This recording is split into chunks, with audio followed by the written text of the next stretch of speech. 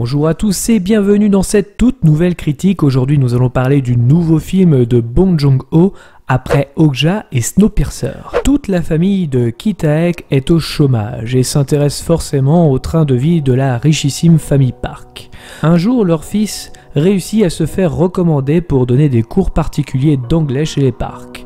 C'est le début d'un engrenage incontrôlable dont personne ne sortira véritablement indemne. Je précise que dans cette critique, il y aura des spoilers, je vous conseille bien évidemment d'aller voir le film, même si je le trouve pas si foufou que ça, mais ça reste un bon film. À partir de ce moment-là, je considère que vous avez vu le film ou que vous vous emballez. C'est parti. J'aime le style du réalisateur, notamment Okja, certes grand public, mais cela a le mérite d'être souvent original. Après, si on gratte un peu, le message que veut délivrer Bong Joon-ho est souvent maladroit. Par exemple, Okja ne montre jamais pourquoi l'humanité en est arrivée là au point de créer cette espèce pour continuer de manger de la viande.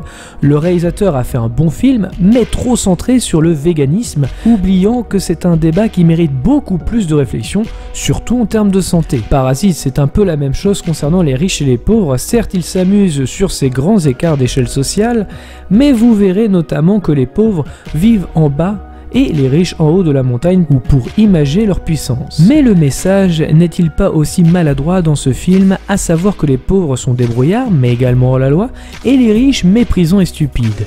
En tout cas, c'est ce que le réalisateur montre à l'écran. Bien évidemment, on reste surpris par certaines scènes, et même sur son histoire. Son titre évoque que chacun est un parasite pour l'autre, d'où cette réaction en chaîne.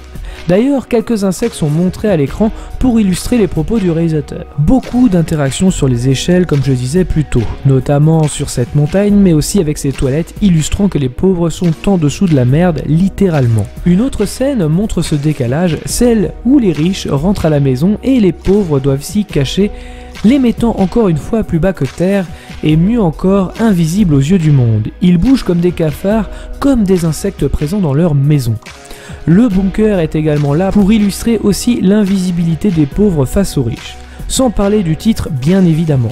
La mise en scène part sur des codes de films d'horreur parfois pour nous immerger totalement dans cette scène de cache-cache. Scène très réussie, elle fonctionne en tout point techniquement. Si on revient à la scène de fin par exemple, cela sonne comme une révolution. La famille de Ki Taek manque de reconnaissance et vient sonner la mort chez eux. Et le père, interprété brillamment par Song Kang-ho, lui fait également sa révolution face au mépris des riches. Mais finalement, on ne reste pas forcément attaché à cette famille pauvre, ni sur cette famille riche. Le réalisateur souhaitait une histoire non manichéenne, personne n'est tout blanc ou tout noir.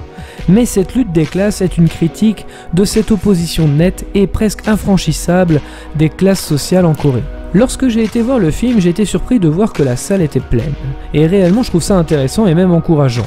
Même si je n'ai pas été en extase comme vous autres au cinéma devant Parasite, j'apprécie le succès de ce dernier car j'ai à cœur de vouloir plus de ce cinéma que certains films grand public aseptisés que l'on nous sert, regardant plus un cahier des charges plus qu'un film.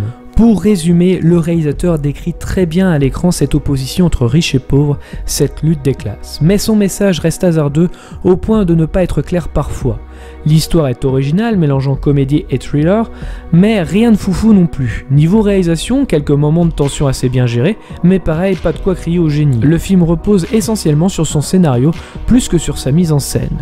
Je vous encourage tout de même à aller voir le film pour faire votre propre avis, mais en tout cas pour moi c'était plutôt lambda. Merci à tous d'avoir regardé cette vidéo, je précise encore qu'il ne s'agit que d'un avis et non d'une pensée unique. Pensez à commenter, à mettre un pouce bleu si vous avez aimé. Nous sommes disponibles également sur les réseaux sociaux, Facebook, Twitter, Instagram, mais également aussi sur notre site internet movies365.fr. Dans tous les cas, rendez-vous dans les salles obscures pour de nouvelles aventures.